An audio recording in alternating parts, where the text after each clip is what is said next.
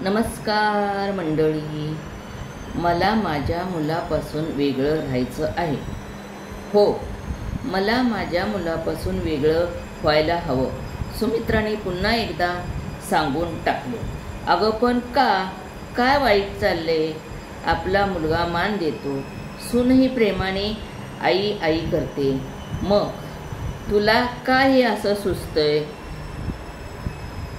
का ती दुसऱ्या घरची लेक आहे म्हणून तिचा रागराग करतेस?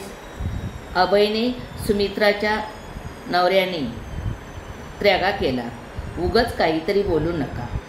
दुसऱ्याची लेक कशाला?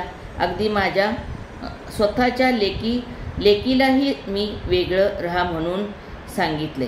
नाहीतरी मला फणकाराने म्हणतीच की आई, तुझ्या कटकटीपेक्षा मी वेगळी राहीन रेंटवर, माझं स्वतःचं विश्व. मग मी पण म्हणून टाकलं काल तिला, राहा बाई, मान स्वतःचं वेगळं विश्व. नाहीतरी 26 वर्षाची झालेस, आता चांगलं वाईट कळतं तुला स्वतःचं. आता मात्र अभय अवक झाला. असं बोललीस तू आपल्या पिऊला? अगं काय झालंय तुला? काय झालंय मला? अहो, आपला सौरभ, त्याची बायको पूजा, माझी पिऊ, सगळेजण माझ्यावर एकच आरोप करतात ना. आई, तू ना उगीच चिडचिड करतेस. आणि हे आत्ता नाही, किती वर्ष करतायत. पण आईचे काय होते चिडचिड याचा विचार करतात का ही मुलं? घेतलेली वस्तू जागेवर ठेवा, ही काय फार मोठी अपेक्षा आहे का? अगदी साध्या नेल कटर कात्रीपासून ते स्वतःच्या टावेलापर्यंत कुठलीही वस्तू जागेवर ठेवू नये यांनी.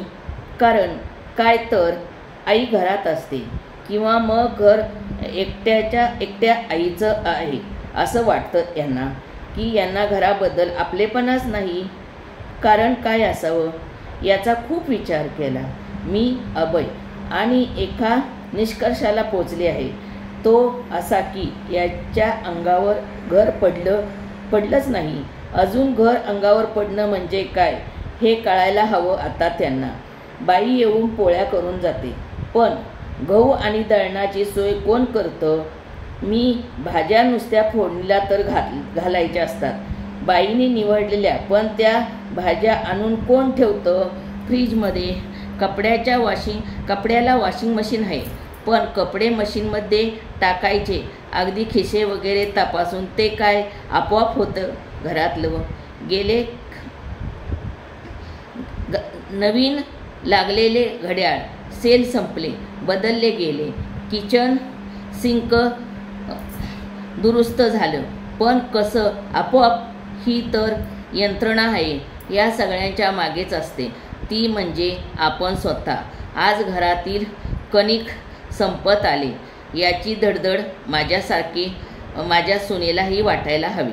सकाळीच डब्यात कुठली भाजी या विचाराने माझा मुलगाही धावला पाहिजे. चहाला दूध नाही हे पाहिल्यावर माझी लेक पळत सुटली पाहिजे. घरात 4 माणसं बाहेरची येणार असतील तर एरवी घर व्यवस्थित ठेवलं पाहिजे. त्यासाठी घेतलेल्या वस्तू त्याच हाती जागच्या जागी गेल्या पाहिजेत. हे सगळं अभय मुलांना आणि तुम्ही आणि मी नाही शिकवू शकत. फक्त स्वतःच घरचं ते शिकू शकतात. आणि यासाठी अभय मला माझ्या मुलांना वेगळं व्हायलाच हवं माझ्यापासून. कळतंय का? अभयने डोळ्यातील होकार भरला आणि सुमित्राच्या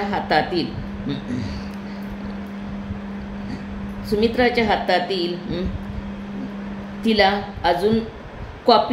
अजून गोड वाटायला लागली.